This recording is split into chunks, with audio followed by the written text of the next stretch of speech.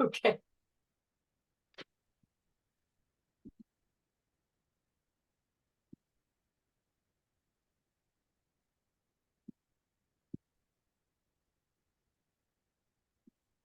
Hello, come on in. We are just waiting for one or two people more to join, and then we will get started. Can you see my screen? Can you see the... It's just warming up. We've got that you're about to start sharing, but we've not got the image yet. Lovely. My screen says started screen sharing, but I can't see. Yeah, so it usually does that just before the image pops up. So hopefully.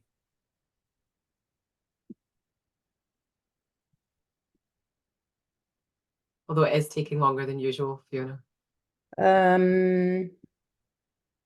Okay, I might just stop that. I'm just going to read what was on it so that we can get started. So welcome to this session, which is forming part of Getting on Board's Trustee Learning Programme. My name is Fiona McCausland, and today we're talking about finding trustee vacancies, finding those perfect vacancies for you. Before I hand over to Sapna Marwaha, I'm just going to go through a couple of bits of housekeeping. So the first thing is, feel free to introduce yourselves in the chat and tell us why you've come today. We really do like to hear from you. And similarly, please use the chat to ask your questions and share your experiences. Please keep your comments respectful and useful to everyone. This session, you will note, is being recorded. You'll get access to the recording and any slides after this. They're added to YouTube generally.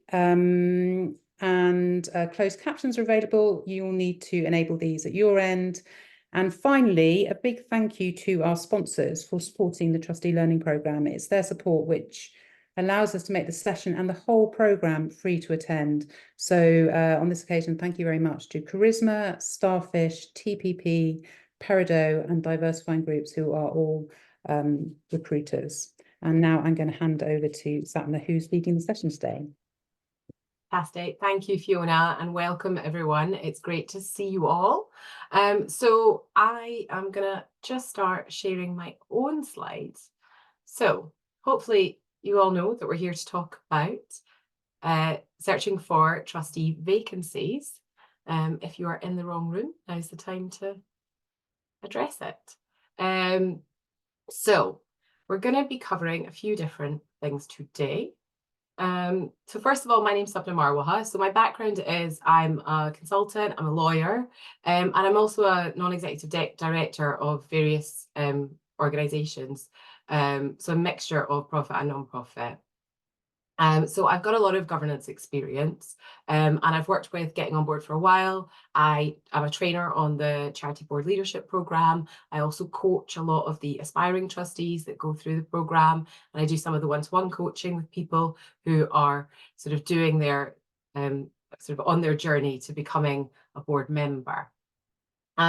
So a bit of an intro. I'm quite relaxed about how we have the session, so feel free to jump in with your questions at any time if anything's coming up for you. Please do, you know, if you need to take a duck out or whatever, if the door goes, please feel free to do what you need to do. And yeah, please do contribute as we go through. I use Menti throughout the session, which if you are familiar with, we'll have a code and things for you, but it's all optional. So I ask a few questions, but it's really just in case people are more comfortable typing rather than talking, but feel free to stick your hand up, jump in as you feel most comfortable. Okay, so today we're going to do a bit of an introduction. We're going to talk about finding advertised vacancies. Then we're going to talk about how we interpret those vacancies, figuring out what they're talking about. And then we're going to talk about things working with your network. We'll also go through some hints and tips, and I will try to leave plenty of time at the end for any extra questions. Okay. So first thing, just setting the scene for you, there are currently 90,000 trustee vacancies out there. I think a lot of people start this process with a bit of a concern about scarcity, that there's not opportunities out there. But the reality is that there are thousands, tens of thousands of opportunities out there. It's just that they're not always so obvious to us. So I think people can be forgiven for thinking there's far fewer than there are. One of the major reasons for that is that only about 10% of those vacancies are advertised. Now, of course, organisations like Getting on Board are trying to do a massive amount, and a lot of our partners are as well, to try and encourage that figure to go up and for more and more vacancies to be openly advertised. But the reality is, in the short term, we've got to work with the system as it is while we try to change it.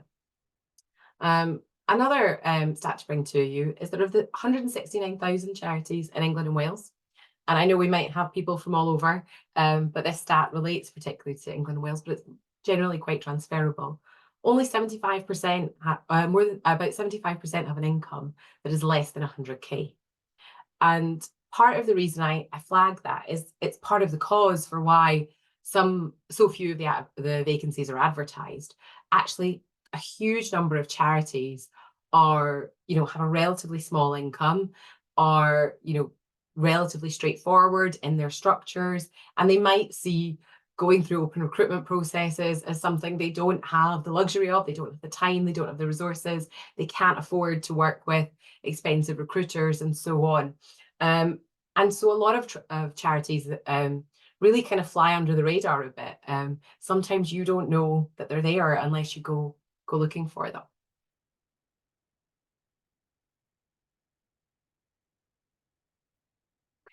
I was just double checking the chat in case there were any questions, but I think it's mainly just people introducing yourselves. Please feel free to keep introducing yourselves to one another. Okay, so I am curious, what is your experience so far? What stage are people at? So if you would like to use the Menti, you can see the code at the top of the page. Or if you would like to pop your hand up and jump in, please do.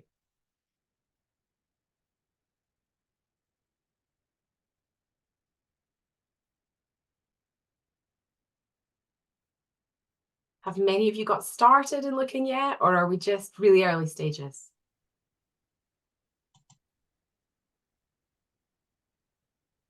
Okay, so Ian applied for a handful of positions, but been unsuccessful. Okay. How far are you getting, Ian? Is it that the application's not getting through, or are you maybe getting to interviews and things and being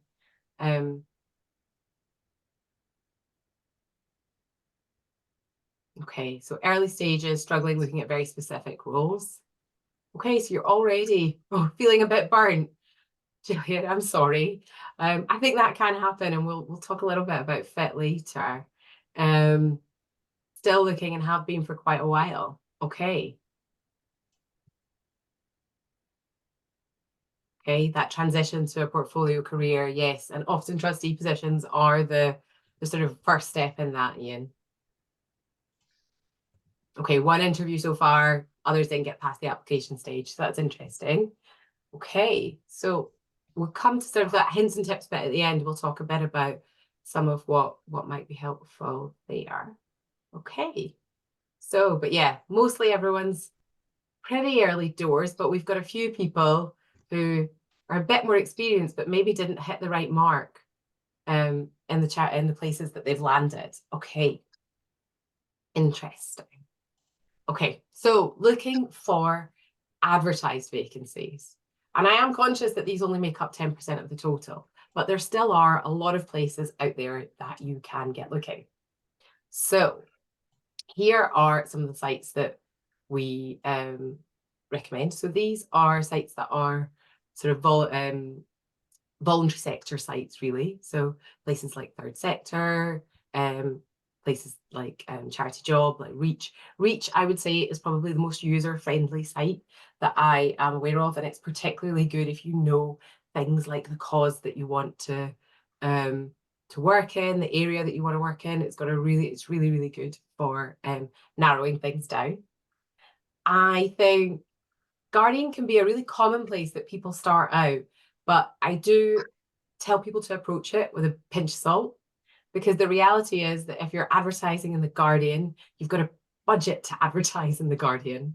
And a lot of the kind of smaller, medium-sized charities that people sort of start out with their first role, that's not where you're going to find them advertising. So do think about going a bit wider, looking at places like Reach, Third Sector, Charity Job, and things like that as well. Next, I wanted to, in case we've got some people in different parts of the world, to introduce some of the location-based sites. So you've got things like SCVO, Changing the Chemistry, that are Scotland specific, NI Job Finder for Northern Ireland, and you've got some Wales sites there as well. So these are really important. So again, particularly if you're looking for those really local organisations, you may find that actually they prefer to utilise some of these sites instead. Most of them are kind of free to access, as is the Reach volunteering site that I mentioned earlier, which makes them quite accessible for even those kind of small to medium-sized organisations that might not have large budgets to spend on their recruitment processes. Okay, and here I've pulled together some of the specialist recruiters. Now you will see some of our sponsors in there as well. So it's helpful as well to sort of make some connections with the sort of recruitment managers that are working with these. Have a look, see who's on LinkedIn, follow them on LinkedIn, see what vacancies that they have got advertised. So it's worth making those connections as well. Make sure that you are aware. Again, you'll tend to find certain types of organizations use recruiters. It tends to put you towards the much more sort of financially stable and well-resourced organizations. So bear that in mind in terms of how the vacancies might be a little bit more skewed, but it is definitely worth having a look at some of these organizations in your search.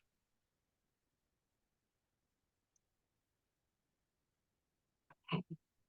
Now, here are some sites that don't necessarily advertise trustee roles as such, but still are advertising not-for-profit roles, board roles. So things like governors for schools, where you can go for school governor positions, which, while not technically a trustee position, is very similar. You're still working in that not-for-profit space. Though you're technically a director. NHS, you would be a non-executive director. Some of those roles are remunerated, but not on a particularly lucrative basis. It's generally mainly covering your costs.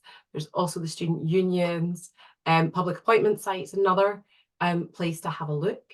And finally, Be the Business, which is an opportunity to volunteer. It's a really good place for people to get some sort of starter experience. What they do is they pair up professionals with just emerging organisations to give them a bit of support. And it tends to be for a fixed period of time. So it gives you a little bit of a taste, or you might get paired up with an organisation for a year, and in that space you agree to do maybe 4 to 6 meetings with them, supporting them and advising them in a place where they might need some support. So these are some sort of alternative ways where you might get some. Oh, Caroline, you are a Be the Business advisor. Do you want to speak a little bit about your share a bit about your experience? Sure. Yeah, so I joined about some months ago, and I'm actually just working with the first client, and it's a really sort of supportive environment. It's great for the board members to sort of, figure out how to be board advisors with the client, and the clients are really keen and engaged and engaging. It's a really nice environment, as I say, very supportive for everybody. So it's not threatening in any way, and it's a good way to sort of practice your chairperson skills and that kind of thing as well, and super interesting as well, because you're working with all kinds of different businesses. So it's definitely worth absolutely investigating. So a great way for people to build their experience and so on if they're maybe at the early stages. So I see another comment from Sue's around, you assume that SUs are run by students and some paid staff, and they are on the ground. That is who staffs the student union, but every student union will still have a trustee board. So it's just the trustee positions are the ones where generally that board will be mixed in terms of the positions on it.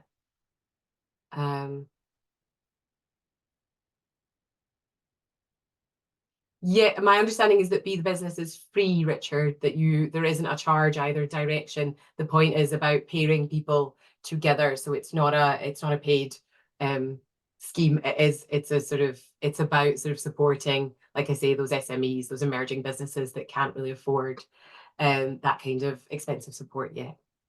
So these are some other ways that you can reach in. And generally, in terms of what they expect of you, that's quite different. So for example, NHS roles can be quite competitive, particularly the paid roles, even though I did say that they don't necessarily tend to be sort of highly paid like a corporate role, but you know, you do find that some of them can be more competitive than others. But it's definitely worth having a look at those kinds of roles as well, if you know your interest is kind of broader, not for profit. So things to think about when you are searching. Beware of the stale vacancies. Some of them can stay sitting on there for weeks and weeks and weeks. And so if you see it on there and you think, oh, that listing's been there for you know, quite a long time, it's worth reaching out to check whether there still is a vacancy before you spend a lot of time on an application. Reach out and ask questions. So if there is a name, an email address there, a number, and they say, you know, reach out to us, please do take them up on that offer.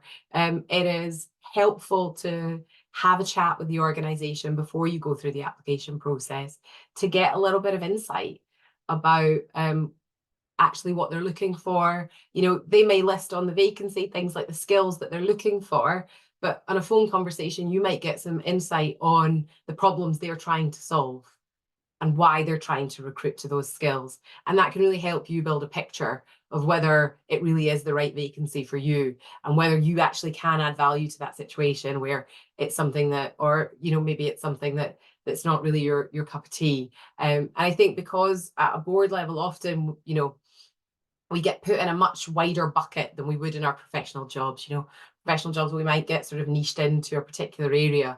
You know, for example, a marketing team might have comms, might have brand, might have marketing, might have lots of little divisions. But the reality is at a board level, they'd only recruit one person. And you might go in and say, well, actually, I sit on one side and the problem they've got's in the other.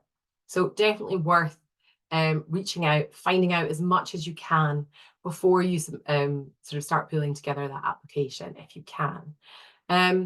Note that some sites will include a mix of paid and unpaid roles. So even Reach Volunteering, like I say, has some different roles in there. Sometimes those charity job sites, for example, they've got day jobs as well. So filter out what it is that you are looking for. Another thing to remember is that board members can go by many different titles. So trustee is generally quite specific to a charitable organisation. But, you know, I mentioned I'm a board member on other types of nonprofit. So my title there is non-executive director rather than trustee. You might get a governor of a school, you might get a council member at a university. So there are lots of different titles that they can go by. So sometimes just putting in the search term trustee doesn't always get you everything that you are looking for. And when you are looking at those listings, have a look. I think sometimes people rule themselves out because they go, oh, there's this really long list of requirements and I don't meet very many of them. But actually, again, the way that board roles are recruited to, often it's an or list, not an and list. So, you know, when you're looking at professional jobs, it's more likely to be an and list where actually there's a full list of requirements and you're expected to meet as many of them as possible. Often with a board position, they're looking for a multitude of skills and actually they're only asking for you to be able to demonstrate one or two or three of those and not necessarily the full list. The idea is that the board as a whole has all of those skills, or you know, they might be recruiting for 2 to 3 positions and it's across those positions that they're looking to recruit to all of those skills. Okay.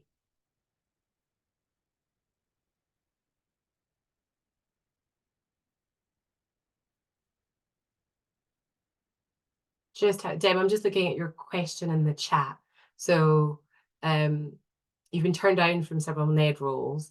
because you're typically deemed too young or you don't have sufficient non-executive experience. A lot of these roles are through WOM. I'm not sure I know that. Sorry, word of mouth. Oh, word of mouth. Sorry. Okay. Okay. So I guess as somebody who's done a little bit of that transition, I would say that generally there is an expectation when you're moving towards non-executive roles and paid roles that you've cut your teeth in the non-profit sector first. So they'll generally expect a bit of a track record in voluntary roles, and I will happily admit sort of what a significant barrier that is. It isn't, it's not a particularly fair system where, lots of people can't afford that voluntary time, and it makes it quite difficult, like I say, for people of all sorts of different identities to really access that position. But it's not an uncommon, I think, viewpoint within non-executive roles that they do sort of expect it. There's also, I think in the non-profit sector, they're potentially a bit more flexible in terms of how you apply to them. Often because they're voluntary roles, charities can have quite informal processes about how. So while they prepare you in some areas for joining as a non-executive, actually I think they don't in others. So one of the primary differences will be, for example, that while your sort of director's duties are relatively similar, actually in a charity you're subject to the Charity Act, and in a company you're subject to the Companies Act. So you might not necessarily give you that familiarity and background, and you may need to work a bit harder, I guess, to demonstrate those things. Thanks. No problem. Okay. So, for those of you who have started searching, do you feel like you're finding the right vacancies? Do you think you're finding the ones you were really looking for, or do you think they might be hiding from you?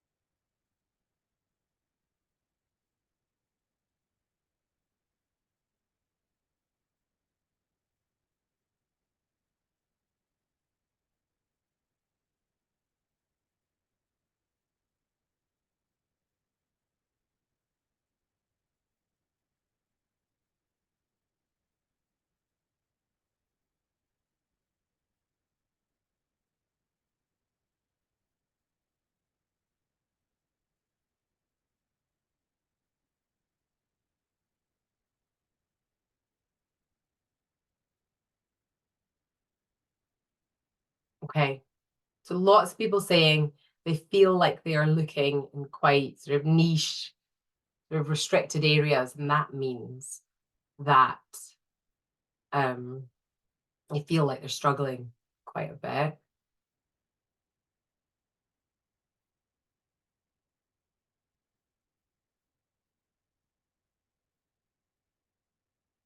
Suze, I'm going to take your question very quickly on insurance. Your organisation should have insurance. They should have directors' insurance. And so that's not something you need to worry about personally. So one of the things I would say is actually, when we run the Charity Board Leadership Programme, we actually really strongly encourage people to niche down and to have really clear vision of what kind of roles they want to go for. And that's because there are so many vacancies out there. And some of the work I do is with coaching some of the people, for example, who've been looking for a long time and haven't quite got there. And one of the common themes that we see with them is that those individuals perhaps haven't really spent enough time thinking about what do they really care about, what their connection might be to certain organizations. And they take a little bit of a scattergun approach, and they go in with the mentality of, I just want to help, and I'm kind of happy to go with any worthwhile organization. And that can sort of mean that they kind of keep getting pipped to the post. And one of the reasons that happens is that because trustee roles are voluntary roles, there's a much greater emphasis on your why. on why do you want it and your connection to the organisation and what is your motivation. A lot of charities really struggle with if they sort of acquire some unmotivated trustees and people who just want the badge and who just want the line on the CV, because people who are less motivated are less likely to read the papers in advance. They're less likely to come to those extra events and help them when it comes to events and things. They're less likely to sort of be an engaged and active trustee. And this is something, I guess, another one of those kind of big differences between applying for your day job and your maybe some other professional roles versus applying for a trustee role. There's a much greater emphasis. And we do say like it's really important to kind of make your why, your connection to that organisation. It's not necessary for you to sort of only pick one cause that you want to go for. We have lots of people who focus on 3, 4, 5 different areas where they have a connection, where they really care about the cause. But in each case, they know their why and they tailor their applications for that purpose. We'll talk a little bit about how you might find other ways of finding vacancies. Yeah, so the question about they're always looking for fundraising or HR. I think that is a little bit, usually when people say that, they say, oh, they're always looking for lawyers and accountants. But fundraising and HR is maybe speaking to the times that we're in that I think we are seeing both of those a lot more. And it is just that people are having income generation and people issues are more increased as the environment is getting, the perma crisis continues and organizations are having to make really difficult decisions. But what I would say is that, like I say, sometimes they'll highlight those things at the top, but actually they'll have some flexibility. And it's worth reaching out to them and saying, well, actually, this is my experience. Would you be open to people who didn't fit into those categories? Sometimes it's not flexible. Sometimes the organizations will say, well, actually, our treasurer is just about to step down, and actually what we're actively looking for is somebody to step into their role. So they'll be honest about the fact that actually they wouldn't really consider it. And it's just about using your time wisely. But there are a lot of organizations who actually, they put those things out there in the hope, but actually they're much more concerned about whether they get those passionate and motivated individuals that will come in, and there may be lots of other ways that you can look for them, connect with them.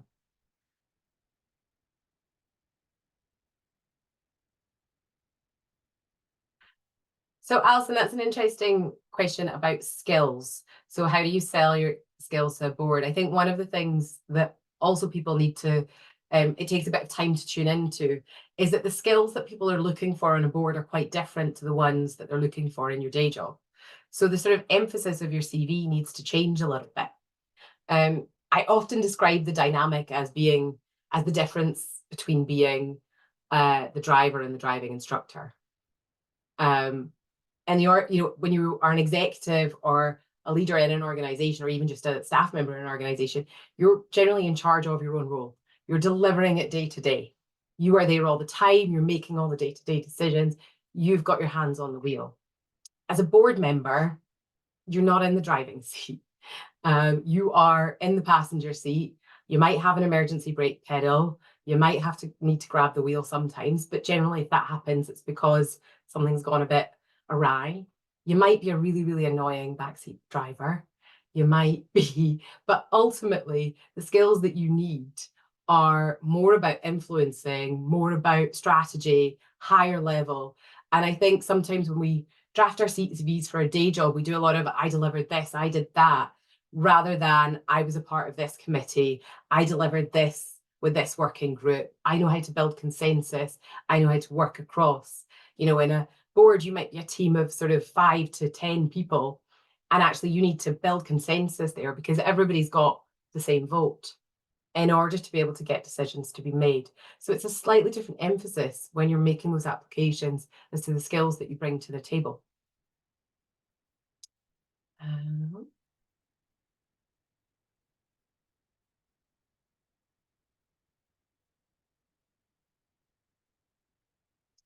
Absolutely, it can be hard to know which orgs. So we'll talk a little bit about that a little bit later in the session.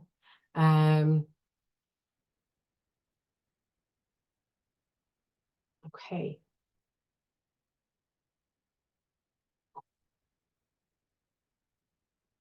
Tara, yes, the Charity Commission website is a great place to start.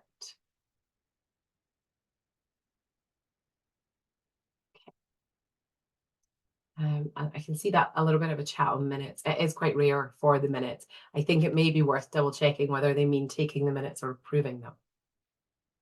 Okay, interpreting advertised vacancies. So I'm going to share an example with you all here, and I'm going to invite you all to tell me what you notice.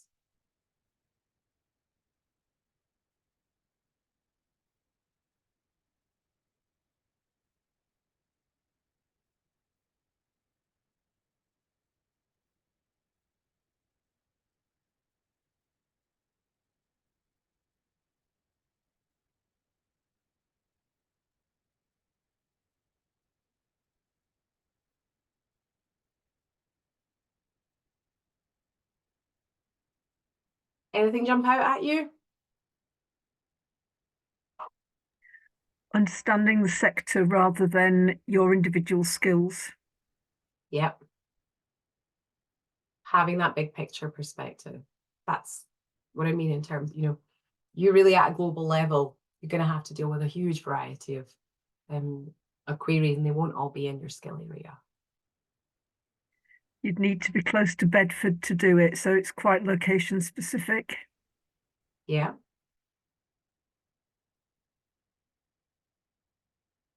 Very first line, we're looking to build a team of around 6 to 9 trustees. Sounds they're starting out, and they've got a lot of things they need to do. So either it's a brand new charity or everybody else has resigned. Yep, exactly. Either it's new or they're having to rebuild. So building a team from scratch, likely to be small, likely to need a lot of contribution.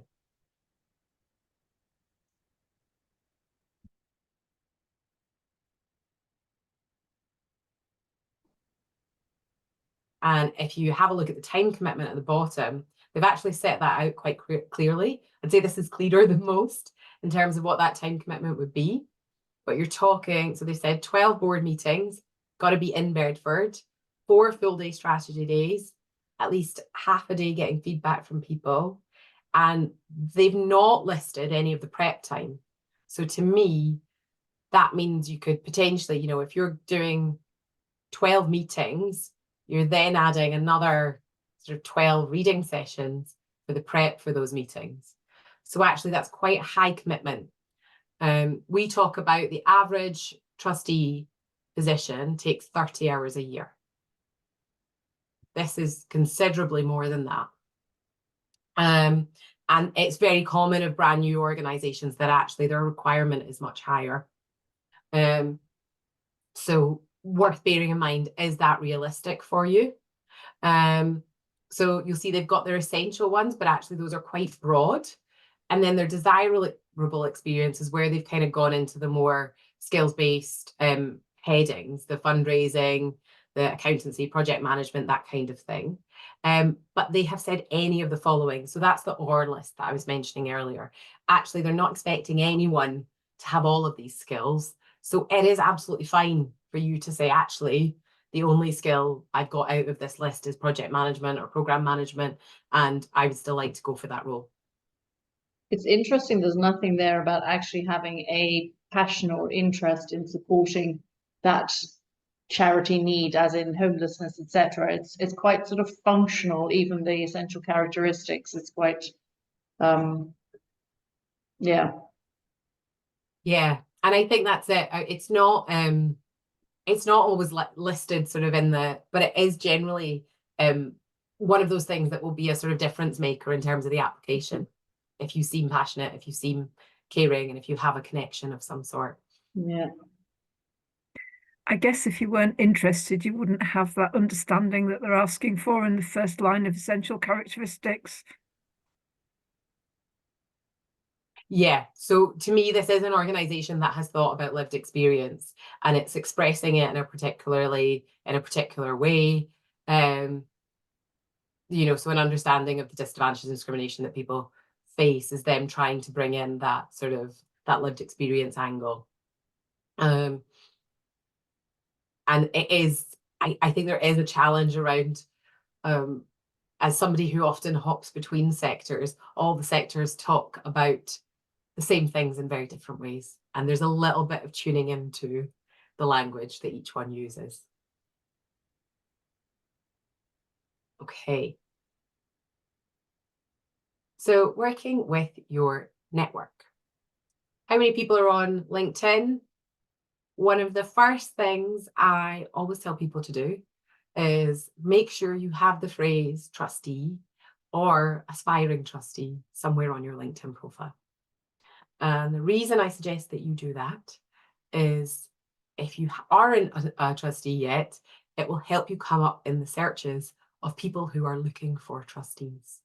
And it genuinely works. We do this with our CBLP cohorts, and they have come back and told us, so actually put it in a few days ago, and a recruiter reached out to me. And we tell people to announce it to the world. Tell them that you are looking. It's an important one. Make yourself findable. So one of the things to think about is there a profession-based network that you would be a part of? So here are some of the ones I'm aware of where they do they support certain professions to take on volunteering and trusting opportunities. So the Honorary Treasurers Forum, ICAEW, which is an accountants organisation, Bar in the Community works with lawyers, Media Trust works with media professionals. So if you do belong to some of those professions, it is worth linking into them.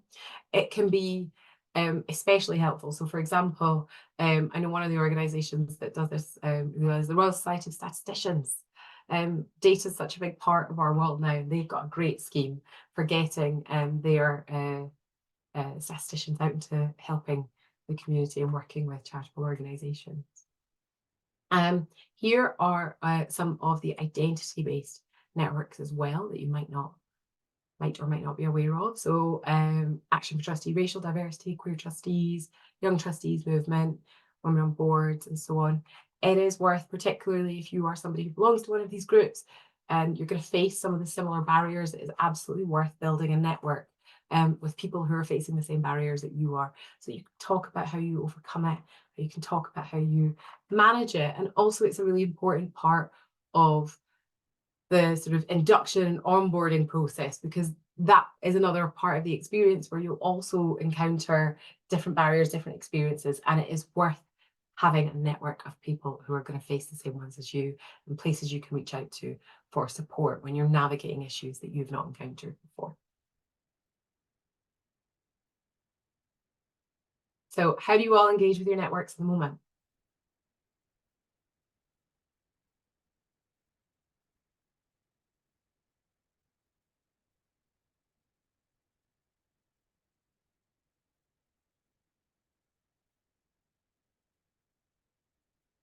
WhatsApp, yeah, there are a few WhatsApp groups in the sector. I believe Getting on Boards just started its first channel, or at least that's in the works. Seeing nods from Fiona. LinkedIn, yep, sporadically, also true. Still building network, but mostly it's through job and local community groups. Leaving drinks of ex-colleagues. Always keep in touch with your ex-colleagues. They're a great source of opportunities. Informal catch-ups, yeah. Always have a beer, yeah. Okay, so someone's a member of Women on Boards. So yeah, there are lots of networks out there. Let your network know. Whether you're letting them know in person, whether you're just telling your friends over a coffee, whether you are telling your colleagues at work, whether you are putting a little announcement on LinkedIn.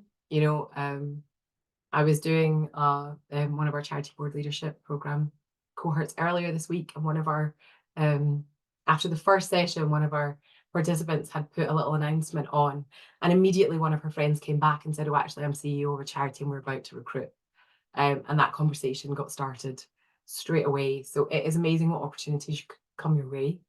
I think sometimes, depending on the culture of your organisation, it might feel a little bit awkward to say when you're looking for opportunities. But I think you've got to remember that there's a difference between looking for a new job and looking for a trusteeship. So generally it is, and it's something that it's worth getting your organisation support for. Often they'll have things like a volunteering policy that'll actually support with your time if you are in a day job. Okay. So things to think about. You need to connect with your peers. So often they are a huge source of opportunities. If you have peers who will say your name when opportunities come up, and them knowing that you're willing is a huge step in that direction. We talked about the networks that I've just mentioned. I also wanted to come back to the recruiters. Again, you'll find lots of recruiters. They will have opportunities they're dealing with themselves, but often they will also share opportunities that are just more widely advertised, that are of interest to their networks. They are interested in what is going on with the space. So connecting with those people as well as those organizations on LinkedIn and things like that can be really helpful. If you are targeting some of those roles, again, in the same way that I said, reach out to the job poster. Sometimes that might be a recruiter. So drop them a note, say, I want to find out a bit more about this role. Can we have a quick catch up? Often they'll expect you to send a sort of more generic version of your CV, at least first, just so that they can check that you will be, there is a possibility of a good match there. That's absolutely fine. Say, here's the standard version, happy to tailor it later down the line as we need to. And lastly, target organizations. So for those people who are in those niche spaces, really, if you've got a long list of places that you want to be a part of, start connecting with those organizations, start following them on social media, start seeing what events and things they've got going on, start, maybe if you want to do a bake sale or a run or something for them, to start connecting with that organization. Sometimes with those larger organizations, sometimes people will say, oh, actually, I've had an experience of this health condition. I really want to work for this particular charity that helped me. And sometimes when they've got much, much more formal boards and much more and sort of more complicated governance structures, the expectation is that you start somewhere a little bit lower down in the governance structure before you hit that main trustee role. So, you can get involved in things like a patient group or a working group or a subcommittee and things like that. And that can be a nicer way in the door for some of those organizations. So it's absolutely worth looking. Another way, if you are, I know Tarek earlier mentioned the Charity Commission website. So if you're in a niche area and you're thinking, actually, I can't find the organizations I'm looking for. So while I know what area I want to work in, I don't know what organizations. A great thing to do is search the charity register. If you go on the Charity Commission website, and if you go to the advanced search, there are a huge number of search terms that you can do it by location, you can do it by cause, and you can whittle down to a list of the charities that are in the area you want, that are serving the sort of community that you want to serve, that are working with the right type of people. And that can provide you with that starting list of target organizations that you want to start approaching. And again, we've had great success in the past with people who have looked up organizations and just reached out to them and made a speculative application and said, do you know what, you're down the road from me, you work with local children, that's a cause really close to my heart, and I'd really like to get more involved. Sometimes there doesn't really need to be an active vacancy. Lots of boards, their governing documents will say things like the board can have not less than 5 and not more than 10 trustees. An organisation might have 6 and they might say, well, actually, there's plenty of room for you to come on board without us having to wait for it. It might be a relatively informal process. It might be more formal, but we have had examples of people just approaching a local charity and that conversation has taken them on their journey to trusteeship. And it can be a great way to, you know, finding organizations that really are a good match for you. So some hints and tips about your journey. So opportunities come from sharing your ambition. Tell people what you want to do, tell people what you're looking for so that they can help you. They will often do a lot of the work for you. Gaining insights. So do research, learn about the organizations, find out what's going on, find a good match. Make yourself really easy to find. So put your profile on LinkedIn, explain what you're looking for. If you want to approach, you know, get your CV in front of different places, register with organizations, with directories, register with recruiters, that kind of stuff. So make yourself very, very easy to find. Remember to do that research. You know, I guess another reason that we sometimes find people have a bit of what we describe as a false start. So they go into an organization, you know, they start their search, somebody comes up to them and it's incredibly flattering when somebody invites you to join their board. But they have a very, very informal process and they join it very, very quickly without really doing that research. And then when they get on there, it's not what they expect. Either the time commitment's a lot more than they expect, the culture is not what they expect, and then they end up in a bit of a mismatch, and then they end up going round again on their search again. So do your research, ask the difficult questions, treat it as a two-way process. So it's absolutely fine for you to be asking questions like, what is the culture of your organization like? You know, what is the real-time commitment of board outside? How involved do you expect people to be? What's the travel requirement? Do you support it? And reach out, really. Reach out as much as possible. Ask for help. Don't be doing it on your own. There are lots of ways to get help.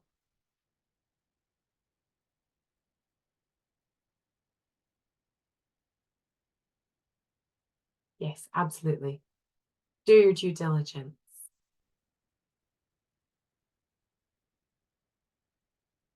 Okay, applications. These should be tailored to the roles.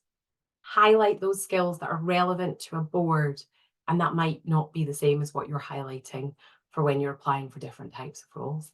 And explain your why.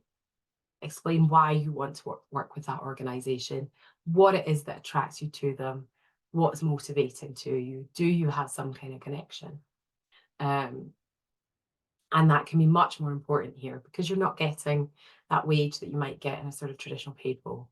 There isn't that motivation isn't sort of assumed that you'll show up for the paycheck. Okay. So we've got about, I think, 10 minutes maybe for questions.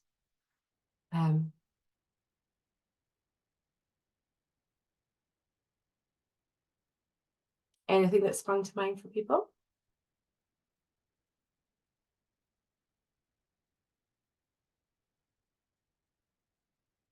So I will say that the Charity Commission absolutely does show you lots of information for doing your due diligence about organisations.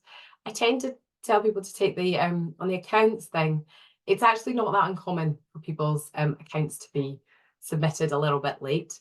Do have a look at how late and what that is, but do look at if it's a multiple year offence. But the reality is that the way that board cycles work, there's kind of one shot at approving them. And sometimes something unexpected comes up and there needs to be a special board meeting and things like that to then approve those accounts later. So it can be a little, so if things come up late, the sort of accounts going in a little bit late can happen. It's not the end of the world if it's a one-off and something unexpected's happened. So pinch of salt with that one, and you know, take your own views on risk there. Our commitments for public sector roles really 3 to 4 days a month. It can be much more than that. I have seen public sector roles that are 2 days a week. I have seen public sector roles that are 1 day a month. It varies massively. And it's one you've got to pay very, very close attention.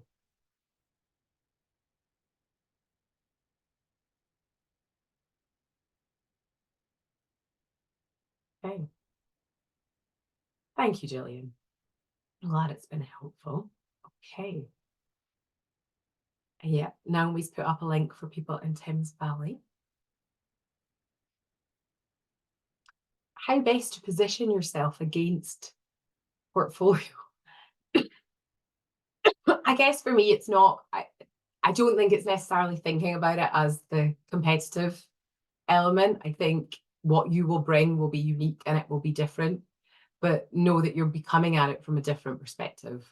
I guess as somebody who, when I started, was technically a young board member, and when who's had sort of a multitude of roles and sort of those, yeah, I've been deputy chair of an organization and things like that as well. I think it's about, generally what I was bringing as somebody who I think I've been the youngest member of pretty much every one I've been on. I wasn't bringing sort of that reams and reams of experience. I was bringing specific skills. I was bringing a passion for the cause. I was bringing insight into particular areas, knowledge of particular problems, and sort of potentially a bit more, I guess, bringing that diversity of thought to the table. And so it is important to sort of recognize what you bring rather than try to pretend that you've got something that you haven't. There's no point me trying to pretend that I have, as much experience as somebody who's got 20 years on me. I don't. But what I bring are unique things to the table, different perspectives, different areas that I've worked in. And so it's worth relating what you have and what you bring to the challenges that they're facing. And I think that is really what has been the defining factor for me in terms of being able to get those different kinds of roles. And it has, I, for example, quite commonly go into organizations that have experienced periods of difficulty, are in need of change and transformation, are in need of support around developing their culture and things like that. So know your own niche as well as the niche that you're trying to put yourself into. So what is it that you're interested in doing? I will also say that, my background as a lawyer, and this was not what I was doing in my day job. Ultimately, the things that I've developed, I got to have a much wider experience based on the board roles that I did. And that's what kind of took me in that direction. And, I've had a full career pivot based on the experience that I got in those other kinds of roles. Okay, I know a couple of people are needing to head off, so that's absolutely fine. Please duck out as you need to. Okay. I'm glad that's been really helpful. Okay. And Fiona, shall I hand over to you for the last couple of minutes for a bit of a wrap up? Yeah, I actually had a question myself. Okay. Which I was just typing You're in. allowed to ask them too. I was interested in how we might get ourselves in front of organizations that you can tell from your research have got challenges that you can help with, but who you can sense don't recognize those as challenges yet. So the things that they're listing aren't necessarily the things that they need, but you have the things that they need. My first question back to you, Fiona, is why would you want to? Why would you want to? Well, because you can see it's an area that you really want to help with, and it's a passion it's something you're passionate about. So it's a cause that you're passionate about. And you can see, yeah, it's a challenge. Not for everyone, but for some people. I would bear in mind that there are only two things a nonprofit is allowed to pursue: impact or income. The amount of impact you can have in an organization that does not yet recognize that they have a problem and has not yet expressed a willingness to change is incredibly limited. And therefore, it comes back to that choosing, it being a two-way process and choosing roles wisely. If I could choose between an organization that could see they had a problem and that was inviting me in to help them solve it versus an organization that hasn't figured it out yet, and you're going to hit egos and resistance and all of those things along the way in trying to make the change, I would always choose the organization that's already figured it out, because that's where I can make the biggest difference. And ultimately, as a volunteer, that's what motivates me. Yeah. And I have been in organizations, less so in my volunteer roles, but, for example, I've been in organizations in my professional life where, they don't see the problems that I see. It is incredibly, incredibly difficult to turn that tanker around. Yeah. So I think it comes back to the choose wisely and think about where you want to invest your time. Think about the difference you want to make. And if you do, and there are people who are much more willing than I would be personally to go into those kinds of organizations. And I think you can highlight them too, but I think you really need to manage your own expectations, that essentially you're going to get them from point 1 to point 3 on the journey. And you might be able to see all the way to point 10, but the way that board cycles go, the amount of time that you have, if you're only contributing that 30 hours a year and you've got 3 years to do it, the amount of difference you can make in your 90 hours is going to be limited. So you can't expect to get to the end of the journey. You can only expect to chip away at stage 1. I think that's a really good way of looking at it. Thank you. And on that note, I am going to say broadly, thank you. That was brilliant. That's the first time I've been to this one of your sessions, Sapna, and I thought that was fantastic. And I hope that everyone else enjoyed it as much as I did. And thank you for really engaged audience as well. It just always makes such a difference when there's people who have got lots of questions and joining in. So thank you. I'm just going to post into the chat now a few things. Please, please, please do fill in our evaluation. That's the top link. It really helps us provide more sessions that people like, and it really helps us with our impact as well, because we can evidence this, that people have come and taken something useful away from the session. And have a look at our other sessions in our free trustee learning program. Plenty going on. Got how not to be a prat on board, which is a nice counterpart to this one. Very many other sessions. A session on faith on boards, which is a really interesting topic, whether you are yourself religious or not. There may be other people on your board who are. How do you include them? How do you represent their views? All things we'll be talking about. And what else do we have? Yes, if you're able to make a donation, that would be very much appreciated. It helps us to keep the programme free. Obviously, we have our wonderful sponsors who we thank you again, but donations help towards managing the programme costs as well. And anything else that we can help with, have a look at our website. We have lots of resources there already. We have our how to become a charity trustee, which is a really useful guide if you haven't already read it. You can download it from the site as an entire guide. It's also chunked up into sections on the guide that you can read for particular emphasis on areas that you need help with. We also have other resources on our website for just resources on where to look. Some of the boards that were mentioned and board recruitment vacancy sites that Sapna mentioned are also on the website, so have a look there as well. Please check out our new YouTube page. You can search for it on YouTube. All our recordings are going up there. We have all our festival recordings 2023 are there, and all the sessions, the recent trustee learning program, you can access there. Subscribe, you'll find out when we post up new ones, and check out all of that. What else do we have? And I think that wraps up everything. Yes, sign up to our newsletter as well. You can get to that through our website. We sometimes put vacancies in that, not as much as we used to, but we do put some of them in there. We also tell you about our forthcoming sessions for the trustee learning program, blogs that we have, and our charity board leadership program as well. There's a link to that, which might be useful to some people on this call. And there is information there about how you can ask your employer for help with funding that program, 6-week program, incredibly impactful. And I think I have managed to land almost at 1 p.m. So thank you very much again to everybody, and hopefully see you at our next session. Thanks, everyone. Have a great day.